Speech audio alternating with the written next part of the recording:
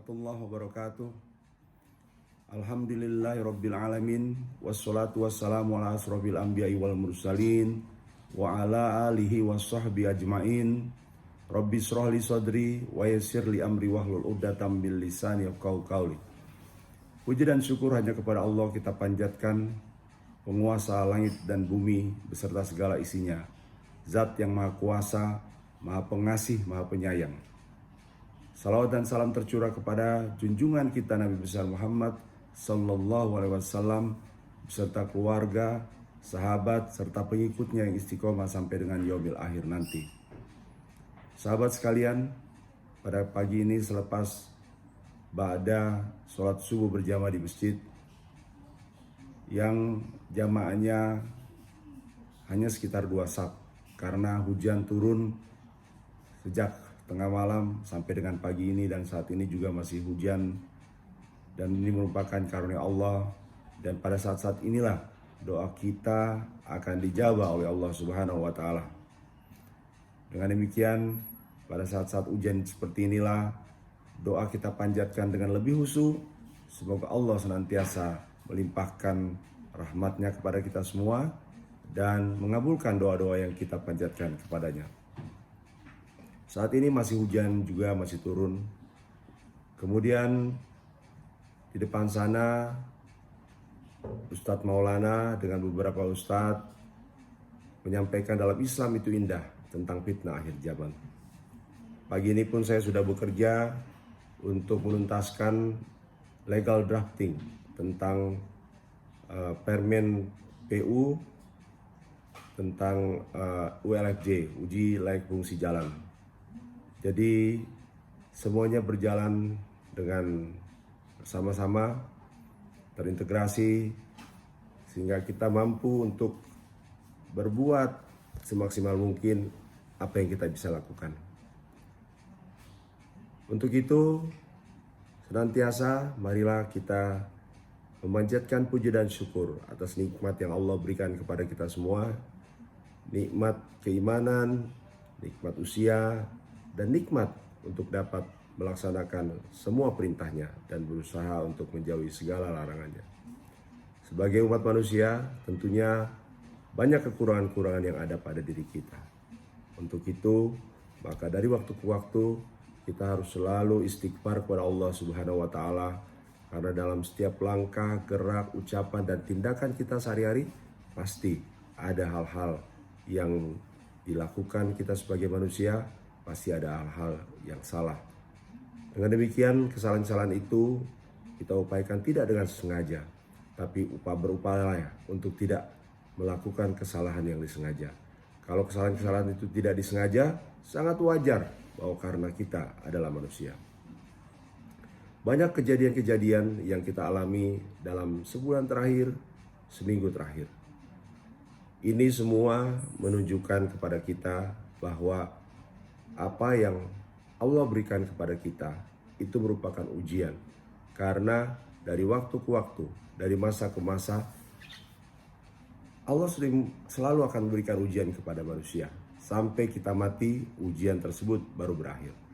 Jadi tanda orang hidup adalah diberikan ujian oleh Allah. Ujian itu bisa saja berupa kesenangan dan berupa kesulitan. Ujian-ujian yang berupa kesenangan itu hadir mengisi ruang hidup kita, mengisi lembaran-lembaran hidup kita, dan pada saat itu ujiannya, apakah kita bersyukur terhadap kesenangan, keberkahan, kelapangan yang Allah berikan kepada kita.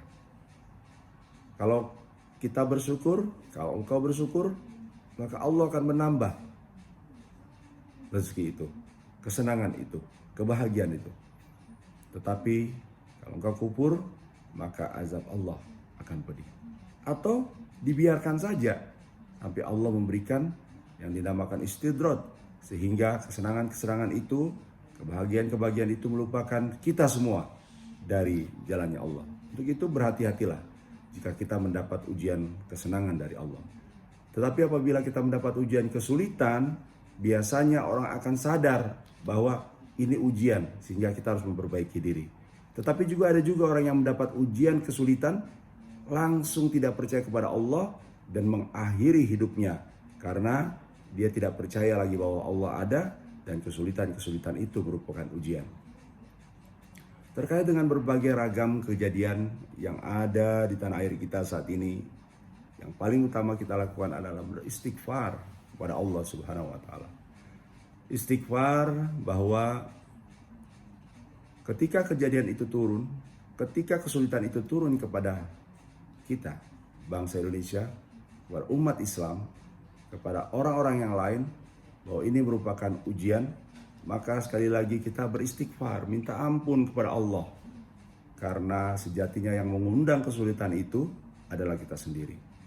Coba camkan, coba direnungkan, bahwa kesulitan-kesulitan yang ada saat ini adalah akibat kita sendiri. Kita yang mengundang kejadian-kejadian itu.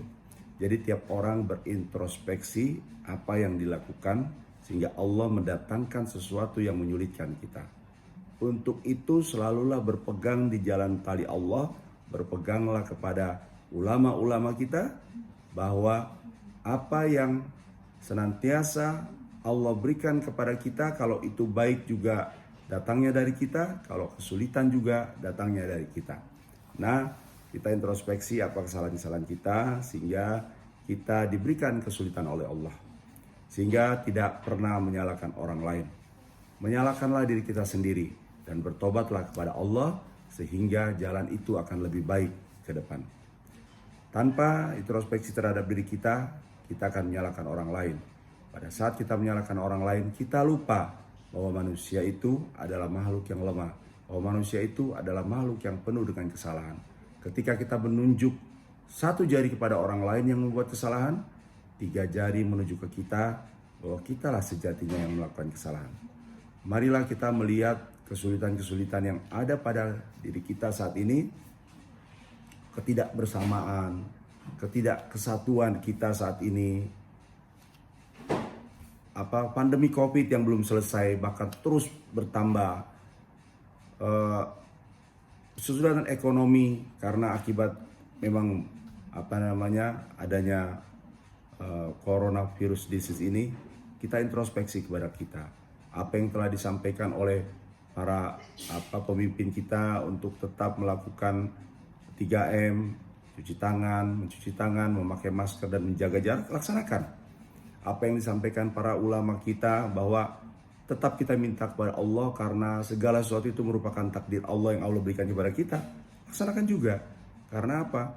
Karena ini semua para umaro, ulama merupakan pemimpin-pemimpin kita di dunia dan menuju ke akhirat nanti. Yakin dan percayalah bahwa di samping upaya-upaya dunia, upaya-upaya akhirat juga kita berdoa kepada Allah semata-mata.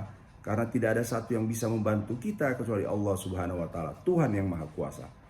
Yakin dan percayalah bahwa segala sesuatu yang terjadi di muka bumi ini tidak ada yang tanpa izin Allah dan tidak ada yang tanpa maksud untuk memperbaiki hamba Allah karena sayangnya, karena kasihnya kepada kita semua.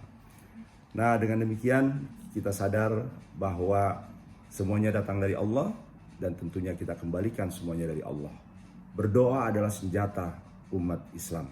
Berdoa adalah kekuatan umat Islam. Saling menyayangi antar umat beragama, saling menyayangi antar umat manusia, saling menyayangi dengan alam sekitarnya, itu merupakan perintah Allah. Maka lakukan itu. Bahwa teman-teman kita yang tidak seiman adalah teman kita. Adalah orang-orang yang juga merupakan makhluk Allah. Alam sekitarnya pun kita harus sayangi. Karena apabila kita tidak menyayangi umat manusia yang lain, kita tidak menyayangi alam yang ada di sekitar kita, maka akan berbahaya kembali kepada kita. Kesulitan akan kembali kepada manusia. Dengan demikian, ayo kita tetap istiqomah menjalankan perintah Allah apapun kesulitannya. Kita tetap melaksanakan kegiatan-kegiatan kita sehari-hari sebagai seorang kepala rumah tangga, sebagai seorang pemimpin dalam pekerjaan, sebagai seorang anak buah di dalam pekerjaan. Karena hanya presiden mungkin yang tidak ada atasannya di Indonesia. Yang lain semua memiliki atasan dan memiliki bawahan. Jadi perlakukanlah diri kita ini pada tempatnya. Kepada atasan kita hormat dan patuh sepanjang nilai-nilai agama dan nilai-nilai aturan undang-undang tidak dilanggar. Kepada bawahan juga kita menyayangi, memberi tahu, menginformasikan, membimbing dengan bijaksana. Dan kepada alam sekitarnya kita harus benar-benar menjaga keseimbangan, sehingga dengan keseimbangan ini kita akan berjalan lebih baik lagi, melangkah lebih baik lagi ke depan. Nah, ini semua merupakan batas-batas hal-hal yang kita lakukan mulai dari pagi hingga malam kembali. Mulai dari kita bangun tidur, yang kita ingat adalah pertama Allah Subhanahu wa Ta'ala, Tuhan yang Maha Kuasa, yang telah menghidupkan kembali setelah mematikan kita dan menggenggam jiwa kita di dalam tangan Allah. Kemudian setelah dikembalikan lagi, kita bisa beraktivitas kembali. Gunakanlah hal yang demikian tersebut untuk semata-mata mengabdi padanya dan mengabdi kepada makhluknya yang lain, dengan mengabdi dengan memperhatikan makhluk-makhluknya yang lain. Jadi mulai dari bangun tidur, kegiatan-kegiatan sampai kembali ke tidur, lakukanlah bahwa semua ini merupakan bagian dari kasih sayang Allah kepada kita. Karena sepanjang kita masih berguna untuk yang lain, sepanjang kita masih berguna untuk diri kita sendiri, berguna untuk keluarga kita, berguna untuk masyarakat kecil, berguna untuk masyarakat yang lebih luas, berguna untuk alam sekitarnya, insya Allah kita masih diberikan umur panjang oleh Allah Subhanahu wa Ta'ala. Kemudian hari ini masih hujan di luar. Tetap semangat, jangan kembali tidur, tetap beraktivitas, lakukan yang terbaik hari ini. Karena waktu terus bergulir. Waktu akan memotong kita apabila kita tidak berhati-hati menggunakannya. Jangan lengah, jangan membiarkan waktu itu berlalu tanpa mengisi dengan hal-hal yang baik, sehingga dari waktu ke waktu kita tetap tidak termakan oleh yang seperti diingatkan dalam surat Al-Asr, wal asri innal insana lafi khusr illal ladzina amanu wa amilus solihati wa tawassaw bil haqq wa tawassaw bis sabr. Demi masa sesungguhnya manusia dalam kerugian, illal ladzina amanu, kecuali orang-orang yang beriman, wa tawassaw bil haqq, yang mengerjakan yang hak kebenaran, wa tawassaw bis sabr, dan orang-orang yang sabar dalam melihat dunia ini, menjalankan dunia ini, sehingga antara dunia akhirat harus seimbang. Jadi sekali lagi, waktu yang ada pada kita, kitalah yang mengendalikan. Jangan sampai waktu tersebut berjalan begitu cepat dan memotong kita tanpa berarti. Karena apa? Karena sejatinya kita berada di dunia ini adalah untuk mengabdi kepada Allah, mengabdi kepada Sang Khalik, mengabdi kepada Tuhan yang Maha Kuasa. Tidak ada lagi Tuhan-Tuhan yang lain, hanya kepada Allah kita berserah diri, hanya kepada Allah kita memasrahkan semua kehidupan ini. Tidak ada Tuhan-Tuhan yang lain, tidak ada yang perlu kita takuti kecuali Allah, tidak ada yang perlu kita khawatirkan hidup ini, karena semuanya sudah diatur. Dan yang lebih penting adalah yang terjadi saat ini kepada kita, yang kita alami, itu merupakan yang terbaik. Jadi lakukanlah sebaik-baiknya apa peran kita yang Allah berikan saat ini. Lakukanlah, lakukan terus, lakukan yang terbaik, lakukan sesuai dengan rambu-rambu yang Allah telah berikan kepada kita, sehingga rambu-rambu tersebut akan benar-benar menjadi penentu dari perjalanan kita. Nah, pada kesempatan ini juga saya kembali mengingatkan kepada diri kita sendiri, kepada diri saya pribadi, ya, diri saya pribadi, agar dan kepada yang lain yang mendengarkan, agar senantiasa kita selalu istiqomah terhadap yang kita jalankan. Jadilah umat Islam yang baik, jadilah Kristen yang baik, jadilah seorang Buddhis yang baik, jadilah seorang Hinduis yang baik. Dilaksanakan agamanya masing-masing dengan sebaik-baiknya, melaksanakan perintah-perintah yang dalam Alkitabnya dan menjauhi segala larangan-larangan yang ada dalam Alkitabnya.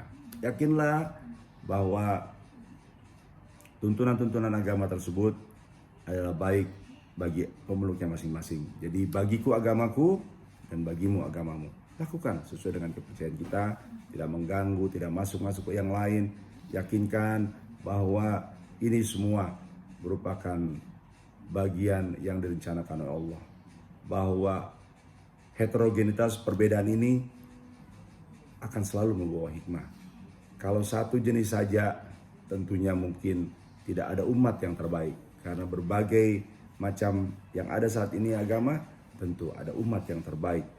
Tapi percayalah bahwa kita sendiri belum tahu, karena tidak ada yang setelah meninggal kembali ke dunia. Tidak ada. Setelah meninggal ya meninggal. Kalaupun meninggal kemudian hidup lagi, dia tidak bisa menceritakan karena alamnya belum sampai di sana. Kita percaya bahwa di dalam kitab-kitab kita sudah tergambarkan, dalam Al-Quran, dalam Injil, di dalam kitab-kitab yang lain, itu sudah tergambarkan bagaimana kehidupan dunia, bagaimana kehidupan akhirat. Kita percaya itu, kita laksanakan dengan sebaik-baiknya.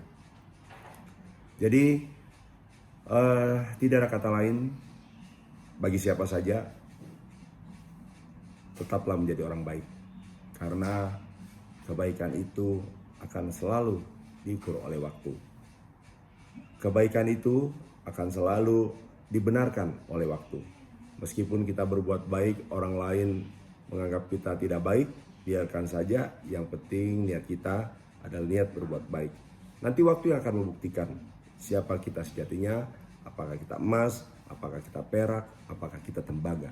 Waktu yang akan membuktikan. Sekali lagi, tetap percaya, tetap yakin bahwa yang Allah berikan adalah yang terbaik bagi kita. Tidak ada yang lain. Jadi jangan melihat kenapa Allah memberikan saya seperti ini, kenapa Allah memberikan mereka seperti begitu. Yakinlah bahwa yang Allah berikan adalah yang terbaik buat kita saat ini.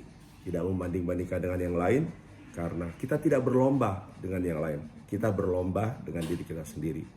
Kita tidak berlomba dengan si A, si B, si C, karena ritme kita berbeda dengan orang lain. Allah memberikan kekuatan, Allah memberikan kehebatan, Allah memberikan kemampuan kepada orang. Tiap-tiap orang berbeda. Setiap orang punya kelebihan dan setiap orang punya kekurangan. Maksimalkanlah kelebihan kita dan eliminir kekurangan kita. Yakinlah kita akan menjadi pribadi yang baik, pribadi yang senantiasa tidak membeda-bedakan, tidak membanding-bandingkan diri kita dengan orang lain.